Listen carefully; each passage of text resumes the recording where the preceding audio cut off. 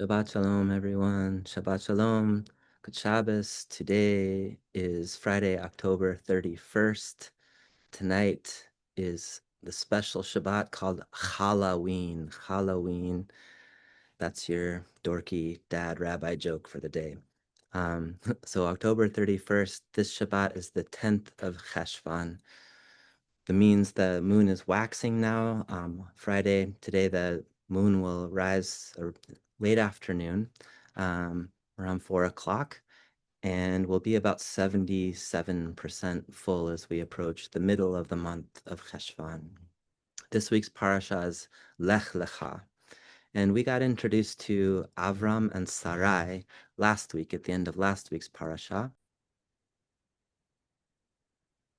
And here's what we learn about Avram so far. Says when Terach lived 70 years, he begot Avram, Nahor, and Haran. Now this is the line of Terach. Terach begot Avram, Nahor, and Haran begot Lot. Haran died in the lifetime of his father Terach. Literally, it means alpene, so might be before, in the face of before. So Haran died before, in the presence of Terach, in his native land, the Ur of Chaldees, the Ur Kasdim. Avram and Nahor took wives for themselves, the name of Avram's wife being Sarai, and that of Nahor's wife being Milcah, and daughter of Haran, the father of Milcah and Iscah. Now Sarai was barren, she had no child. Terach took his son Avram, his grandson Lot, the son of Haran, and his daughter-in-law Sarai, the wife of his son Avram, and they set out together from Ur Kasdim for the land of Canaan. But when they had come as far as Haran, they settled there.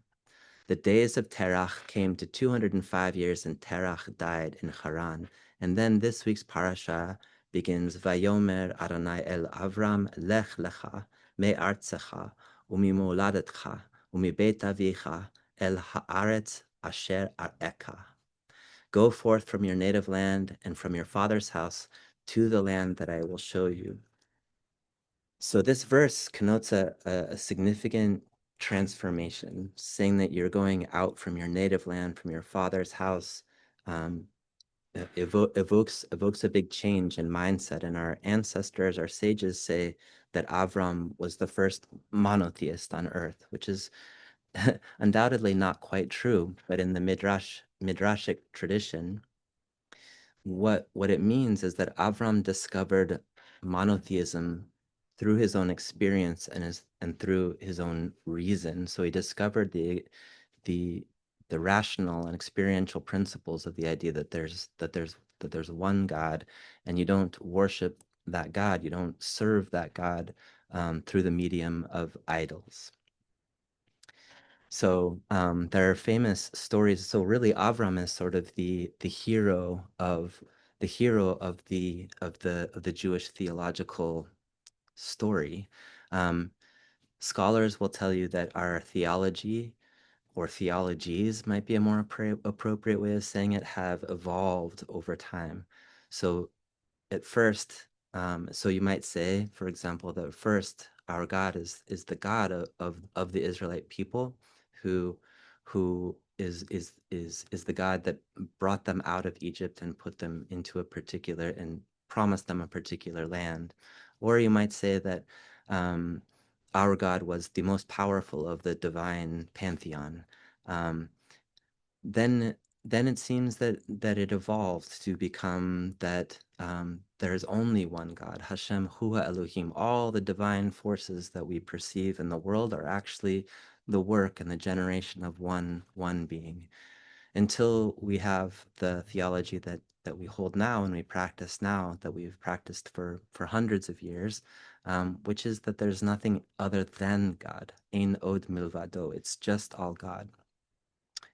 So we're going to talk about this most important mitzvah of emunah, of having emunah, having faith, trust in this experience, in this theology, and this is really seen as being the foundation, the foundation of all foundations of our people and our tradition, is that we are striving to to become a holy nation, um, a nation of priests and a holy nation in relationship to this divine being. So I'm going to be sort of talking about Avram, and then I'm going to go into what this mitzvah of having faith in God means, particularly for those of us who are less than comfortable with the concept of God, or not really sure what we mean when we're saying God. So there are at least two really beautiful and famous midrashim about Avram's journey to understanding the existence of this one God.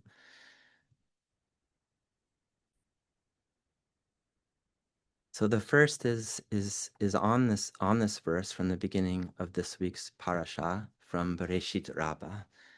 So Hashem said to Avram, "Go you from your land and from your birthplace, from your father's house, to the land that I will show you." Rabbi Yitzchak began, "Listen, daughter, see and incline your ear. Forget your people and your father's house." This is a quote from Psalms 45:11. Here, presumably referring to Avram, or perhaps referring to Sarai, but it's said that it refers to Avram here, referring to Avram as a daughter. Rabbi Yitzchak says, this is analogous to one who was passing from place to place and saw a building with a candle in it. That phrase is actually a little ambiguous. V'ra'a bira achat doleket.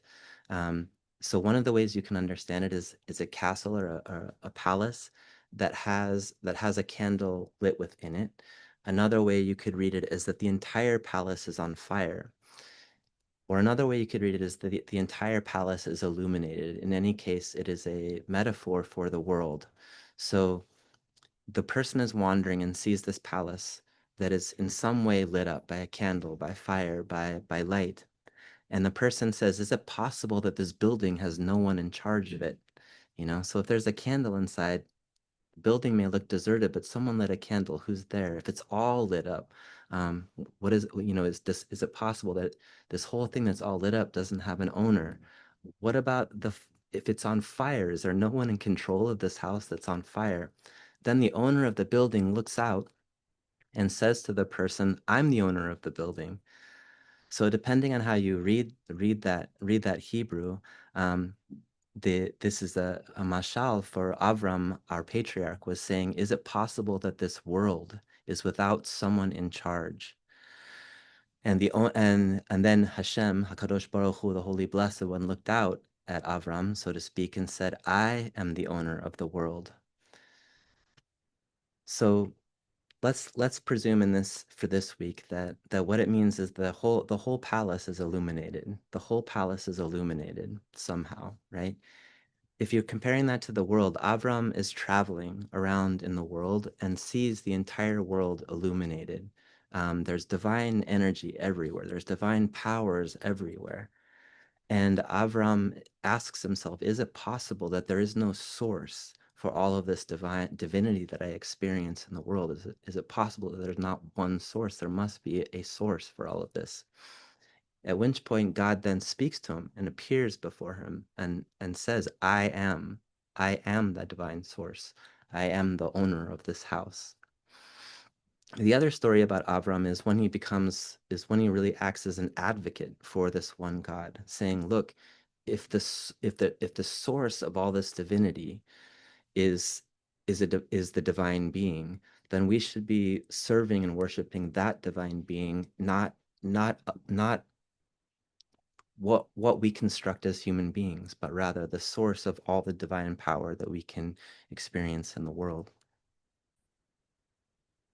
This midrash takes off from the line in last week's parasha that says Haran, who was Avram's brother, died in the lifetime of Terach, his father. And you remember I said it. You can also read the Hebrew as that he died in the presence of his father.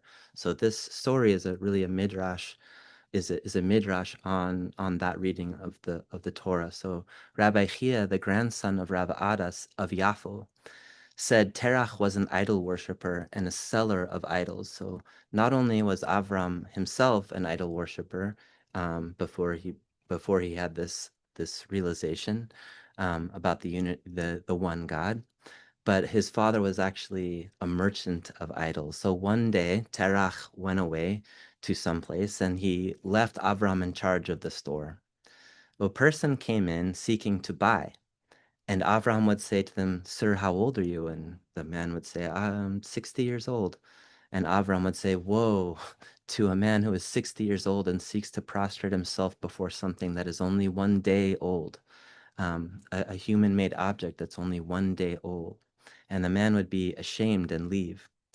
But one day a certain woman came in carrying a dish of fine flour for an offering to the idols. And she said to Abram, can you offer this before them, before the idols? Avram arose and took a club and smashed all the idols in the store. And then he left the club in the hand of the largest idol, which he left unscathed. So when his father came home, he sees all of his merchandise destroyed and says, who did this? And Avram says, my father, I can't lie to you. A woman came in today with an offering of fine flour for the idols. She laid it before them, and the idols all started fighting. One idol was like, I'm going to eat it first. And the other one says, no, I deserve it first. And then another one says, no, I deserve it first. And then the biggest idol took that club that he has in his hand and just beat them all to pieces. And Terach responds to Avram like, what do you think, I'm stupid? Like, these things can't move. They have no sentient, they're not feeling creatures at all. Like, what are you lying to me for? And Avram responds to his father, to Terach, says, did your ears hear what your mouth just said? So it's a crime, apparently, to destroy idols in this area where they are. So Terach, Avram's father, took him and handed him over to King Nimrod. Nimrod said to Abraham, let us bow down to fire. Now they're going to have sort of a theological battle, Avram and King Nimrod. So Nimrod says to Avram, let us bow down to fire. And Avram said to him, we should probably bow down to water because water extinguishes fire. So Nimrod says, okay, then let's bow down to water. A divine force, right? A divine force in the world is water. So he says to him, Avram says to Nimrod, okay, so if so, then let us bow down to clouds. They bear the water. Nimrod says, okay, let's bow down to clouds.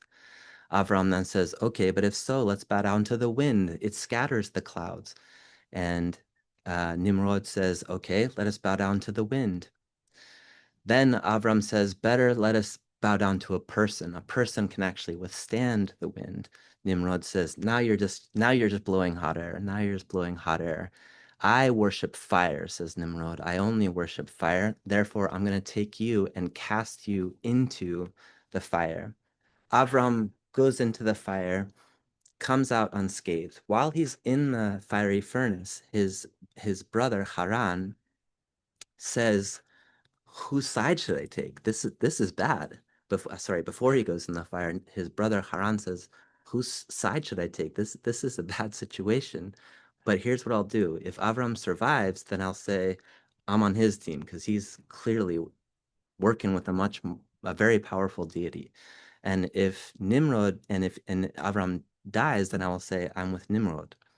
So when Avram comes out of the fiery furnace unscathed, they ask Haran, what do you choose? Which side do you choose? And he said, I'm with Avram. Well, they take him for this crime and they throw him in the fiery furnace, and he unfortunately dies. It scalds his insides, it burns his insides, and as he comes out of the furnace, he dies and dies in front of his father Terach. And that's how they read that verse that Haran died al Pnei, died before in the presence of his father Terach.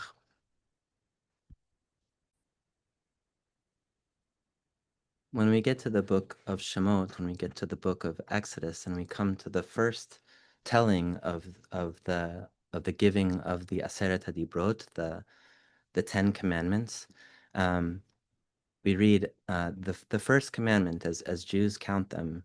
Really, we should understand it as an utterance, because that's what they're called in the Torah, Aseret HaDibrot, the 10 utterances. The first one is Anochi Adonai Elohecha Asher Hotzeticha Me'eretz Mitzrayim Mibeit Avadim. These are I am your God who brought you out of the land of Egypt, from the house of slavery. That first line, Anochi, the first few words, Anochi Adonai Elohecha, I am Hashem, your God. Elohecha comes from the word Eloach, which means a divine force. Elohecha is plural, so I am the sum of the divine forces. I am Hashem, Elohecha, your God. For our tradition, that is understood as a positive mitzvah, and the positive mitzvah is to have emunah in that divine being. That first utterance in the 10 utterances encapsulates all of the 248 positive mitzvot that we do as Jews. All of the positive mitzvot, in other words, the ones that say, you shall do this, you shall do that. Those are positive mitzvot, 248. It's interesting because if you take Abraham's name, Aleph, Bet, Resh, He, Mem, that adds up. You add up those letters in Gematria, it ends up being 248. So Abraham is sort of the embodiment of the commandment to believe in Hashem Elohecha, Hashem our God, Anochi Adonai Elohecha. The second line, or the second utterance in the 10 Commandments is Lo Yihyeh Lecha Elohim Acherim Al Panai. You should not have any other gods besides me. That mitzvah encapsulates all 365 negative mitzvot. So you hear how it says, you shall not have any other gods before me. So that mitzvah encapsulates all the 365 other negative mitzvot, as in, you shall not do this, you shall not do that. So the Rambam, who died in 1204, Alav Shalom, and may his memory be for a blessing, he says, this entity of this mitzvah of Anochi Adonai Elohecha, this positive mitzvah of I am Hashem your God, says this entity is the God of the world and the Lord of the entire earth. God controls the sphere with infinite and unbounded power. This power continues without interruption because the sphere is constantly revolving, and it is impossible for it to revolve without someone causing it to revolve. That one is HaKadosh Baruch Hu. That one is the Holy Blessed One, who causes it to revolve without a hand or any other corporeal dimension. So Rambam very strongly states in many places that God has no human characteristics at all, has no body, has no physical characteristics whatsoever. The foundation of all foundations, he says, and the pillar of wisdom is to know that there is a primary being, a Matsui Rishon, a primary existence, who brought into being all existence. All the beings of the heavens, the earth, and what is between them came into existence only from the truth of this being. If one would imagine that this being does not exist, no other being could exist. And did I say that right? If one would imagine that this being does not exist, no other being could exist. In other words, all of existence exists because of and as a result of this existence that we call God. If one would imagine that none of the entities aside from God exist, God alone would continue to exist, and the nullification of their existence would not nullify God's existence, because all other entities, all other things in existence are dependent upon that primary existence. And that primary existence, which is God, does not require any of them. So in other words, God is the only existence whose existence is not contingent. All other things in existence are contingent on the primary existence of God. Therefore, the truth of God's being does not resemble the truth of any other being or thing in existence. The knowledge of this concept is a positive commandment, says Rambam, based on this verse, Anochi Adonai Elohecha.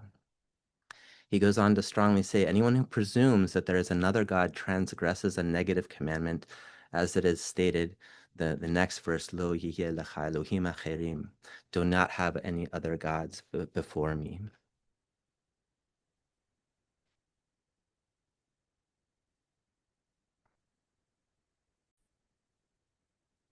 This does not exist in our Ashkenazi sidurim that we use here at Emmanuel, but in most other sidurim that I am familiar with, Edot HaMizrach and Nusach Sfaradi, there is a prayer that said, or a passage that said from the Tikkunei Zohar, which was composed in the 14th century, that is recited every single day, and it's called Patach Eliyahu.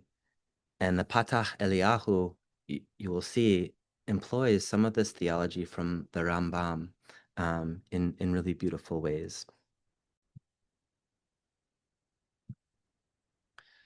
So it says, Patach Eliyahu va'amar ribon almin da'antu chad v'lo becheshbon. Elijah, the prophet Elijah, opened and began and said, Master of the worlds, for you are the one that is one, but not in number. You are one, but not in number. You are high above all the high ones, hidden beyond all that is hidden. No thought apprehends you at all. Lo machshavat tfisa bach klal. It is not possible for the human mind to apprehend this being that we worship as Jews, that we call God. You goes on to say, it is master of the worlds, Ribon ha'olamim, master of the worlds. You are the cause of causes, the reason of reason, who waters the tree with that fountain. And that fountain is like a soul to the body, which is the body's life force. And yet of you there is no imagining, leit dimyon veleit diukna. There is no imagining and there is no likeness of anything that is inside or out. And you created the heaven, the earth, and you produced them from the sun and the moon, and the stars and constellations, and on the earth trees and grasses, and the Garden of Eden, and beasts and birds and fish and people, so that the higher ones would be recognized through them, and how high ones and low ones are directed through them, and how they are recognized from higher and lower, and there is none that knows of you at all. V'leit b'cha di'ada klal. So this is the central theological statement of our tradition, and what we are asserting when we say Shema Yisrael Adonai Eloheinu Adonai Echad now, which is that the one being that we worship is ultimately a being which we cannot even imagine. What we can do is sort of witness them, experience them through creation. But as far as the actual existence of God or nature of God, it is impossible for us to imagine or approach it at all. So this unimaginable being is at the end of the day what we are worshiping with when we worship God, and what actually motivates us to do the mitzvot. It is the foundation of our tradition to hold this theology.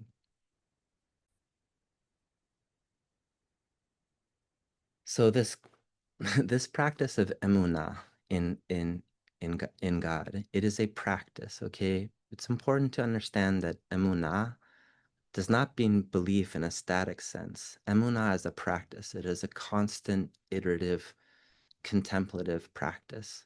It requires imagination. It is a practice of the imagination to lehe'amin, to come to believe or to enact belief.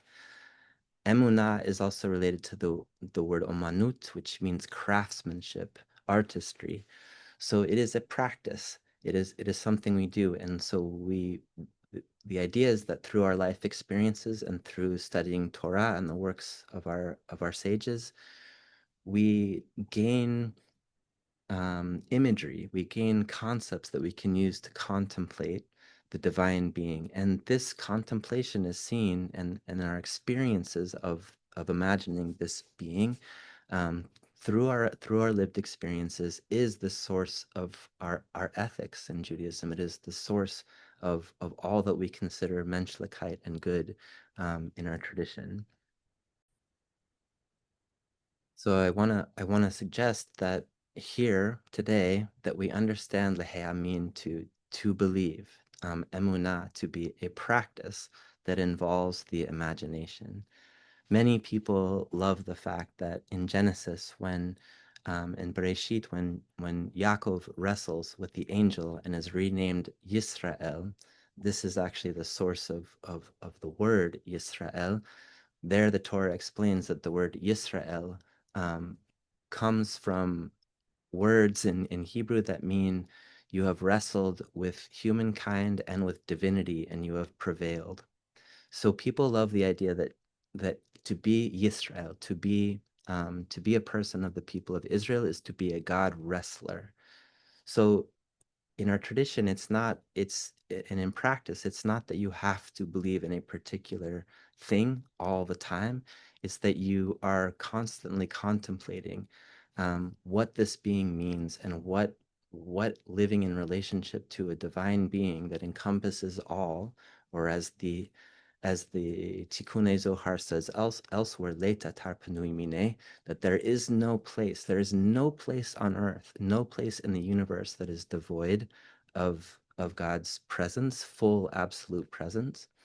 Or as it says or Rabbi Nachman, I learned this from Rabbi Nachman. He says, "Memale kol olmin v'sovev kol olmin." The world is filled. God fills all worlds and surrounds all worlds, and then it says, "Umibaladecha ein shum mitziut klal." And other than the being of God, there is nothing at all. On some level, that's really hard for us to perceive as humans, as earthlings. All of this is divine being. All of this is God. All of this is God becoming, God being. And even though all of it looks differentiated, it looks like there's huge differences between me and you, between me and the chair, between every one of these individual books behind me. In fact, on the deepest level, there is nothing other than this one. Having that as our theological framework that we are contemplating throughout our life is the source of our ethical behavior, because we know that's the ultimate reality. That's the reality we need to live into, even though on a day-to-day basis, what we experience is distinction. Experience havdalah. We experience separation between things. But if we live our lives with the assumption and with the practice that on a deeper level there is no distinction, we are all one. It is all one. It is all part of God. It shapes our ethical lives, our relationship to the mitzvot, and even how we understand and interpret the mitzvot. So, with that, wishing everyone a Shabbat Shalom. Thank you so much to Avraham Avinu and to Sarah Imenu, who made souls and as it says in the Torah, made souls, and meaning brought people into this understanding of the oneness and the unity of God. Shabbat Shalom, everyone.